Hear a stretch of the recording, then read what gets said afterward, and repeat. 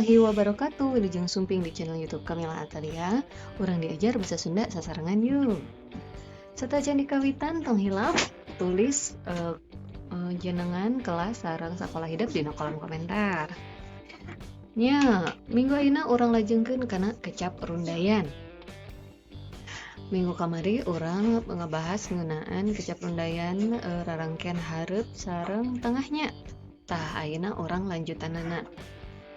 Tapi sata acan di kawitan tong hilap urang kawitan ku maca doa heula. Teras tulis sareng tanggal dina buku catatan hidup. Tong hilap tulis kekecapan bahasa Sunda tangtosna benten sareng bahasa Indonesia. Khususna dina vokal e sareng na. Teras tulisan kedah rapih. Ya, urang kawitan wae siap. Nah, hidup seueur pisan atau mudah-mudahan nya hidup seueur anu ngeusi daftar hadir hungkul tapi tugasna henteu dikerjakeun teh kinalika bade dikempelkeun hungkul. Tah ulah kitunya bager sok hayu urang sumanget diajar sasarengan kumargi urang supados kenging barokah, supados urang dilindungi atau urang ditangtayungan nalika diajar ku malaikat didoakeun oge. Jadi hidup sing sumanget tina diajarnya sing sok sanaos tunduh, sok sanaos bosen, capek, tong hariwang. Kumargi aya hadis anu nyebatkeun yen saeng saha wae anu nuju nyorang atau nyiar ilmu insyaallah digampilkeun jalan ka surga nya eta teh hadis riwayat Muslim. Jadi hidup kedah semangat. Oke. Hayu urang kawitan. Salajengna urang diajar ngeunaan rarangkean tukang atanapi sufiksnya nyaeta rarangkean anu posisina aya satukangeun kecap asalna. Jadi posisina teh ditungtung si rarangkean teh atawa imbuhan teh. Nulisna kedah dihijikeun jeung kecap asalna. Nah, anu produktif dina basa Sunda mah aya 5. Nyaeta akhiran an sareng eun, sareng ing atawa ning, aya keun, aya nal, aya oge nana. Nah, ayeuna urang bahas ngeunaan rarangkean tukang an anu gunana pikeun ngawangun kecap. Misalnya aya kecap pagawean anu contona gedean, jangkungan. Nah, eta kan kecap pagaweannya contoh kalimahna gedean atuh sora TV teh. Nah, gedean jadi pagawean gitunya. Teras aya oge anu ngawangun kecap barang, contona gantungan, sampaian, ya kecap asalna kan tina gantung sareng sampai. Lajengkeun aya oge anu sifat sareng kaayaan, nya sifat atawa kaayaan maksudna. Contona daekan, geuleuhan, naon deui? Nya sanesna nya jeung sanes.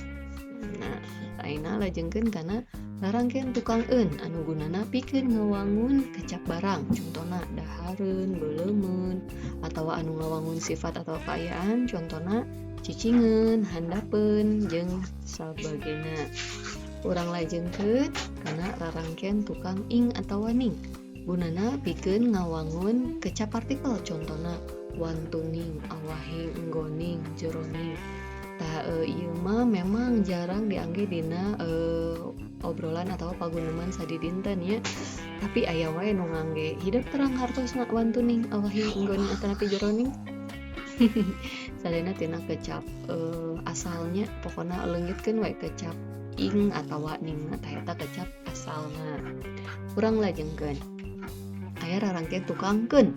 Gunana aya nu ngawangun kecap pagawean misalna bubarkeun, letikeun, kosongkeun, tangtukeun, jeung sabagena. Aya oge rarangkean tukangna atawa nana gunana pikeun ngawangun kecap barang, contohna imahna, ragajina, pesona, bukuna, jeung sabagena. Aya oge anu kecap bilangan nya, contohna duanana, tiluanana, tiluna, jeung sabagena. Nah, ayeuna kumaha tadi rarangkean naon akhiran sufiks ngartos? Ibu rada ngebut wiosnya ku hidup kantun di paus we upami bade nulis. Ayeuna urang lebet kana rarangkean barung atawa gabungan rarangkean nya. Nah, ieu mah nyaeta proses mere rarangken atau mere imbuhan kalawan babarengan. Kalawan teh hartosna dengannya pami basa Indonesia mah. Jadi proses memberikan imbuhan dengan bersama gitulah nya. Tah bisa rarangken hareup jeung rarangken tengah dihijikeun atawa rarangken hareup jeung rarangken tukang atanapi rarangken tengah jeung tukang atawa bisa oge rarangken hareup tengah jeung tukang dihijikeun. Coba orang tinggal contoh-contohna nya. Rarangken hareup jeung rarangken tengah. Contona didaruruk kadarupak tiga ruling nya tina kecap duruk teras ngangge rarangken hareup di sareng rarangken tengah ar jadi didaruruk atawa tina kecap dupak ditambihan kecap rarangken hareup ka sareng rarangken tengah ar jadi kadarupak. Aya oge kecap gulingnya tina rarangken hareup ti sareng rarangken tengah ar jadi tiga ruling. Tah ieu rarangken campuran atunya barung teh lajengkeun aya oge rarangken hareup jeung rarangken tukang. Contohna diusapan nya ieu teh dua kali kita tuliskeun atanapi katincakan tina kecap tincak jadi tambihan rarangken hareup ka sareng an. Aya oge kecap baca ditambihan rarangken hareup pang sareng rarangken tukang eun jadi pang bacakeun ya. Urang lajengkeun ayeuna rarangken tengah jeung rarangken tukang. Urang tinggal contona dariukan, tarajongan, lalumpatan, sumujudna, sineratna nya. Oge aya rarangken anu dihijikeun sadayana sakaligus hareup tengah jeung tukang.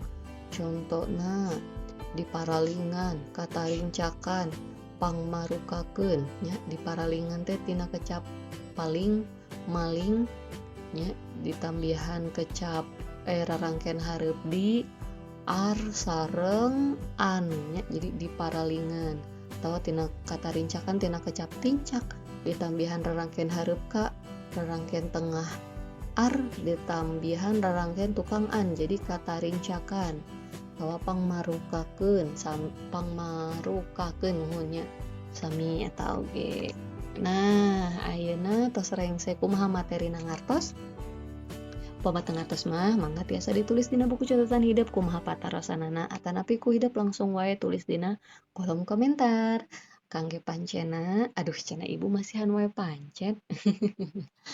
Sawiosnya hidup ibu jarang masihan naon namina ulangan harian. Ibu nyandakna tina tugas-tugas kukituna sumangga tugas-tugas kedah dilengkepan tina materi-materi sadaacenana kedah dilengkepan.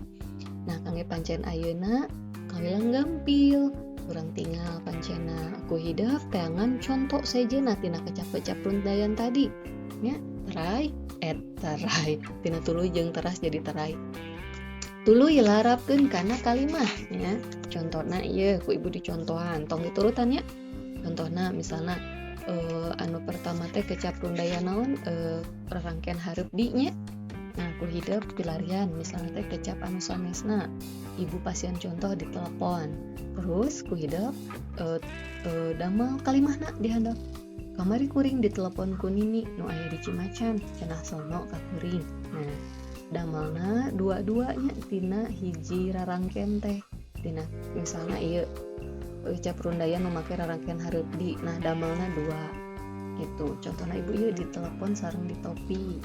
Mang David mah resep pisan di topi merek Testify teh cenah gitu. Nah hidup kin damal oge kecap rundayan anu make rarangken hareup di contona dua kalimahna oge dua.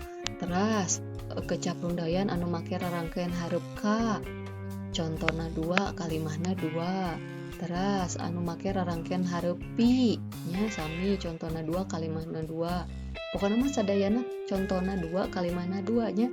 Kecap rundayan rarangken hareup ti, teras rarangken tengah ar atawa al, teras rarangken tengah rarangken tengah in, rarangken tengah an, rarangken tukang eun, terus tukang keun, rarangken tukang na atau nana.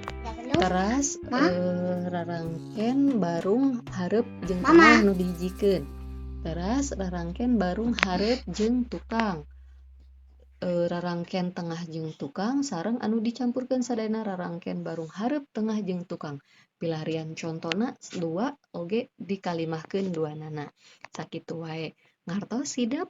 Insyaallah ngartosnya sakali deui upami teu ngartosna mangga tuliskeun dina buku catatan atanapi tulis langsung dina kolom komentar. Tepang deui minggu payun. Assalamualaikum warahmatullahi wabarakatuh.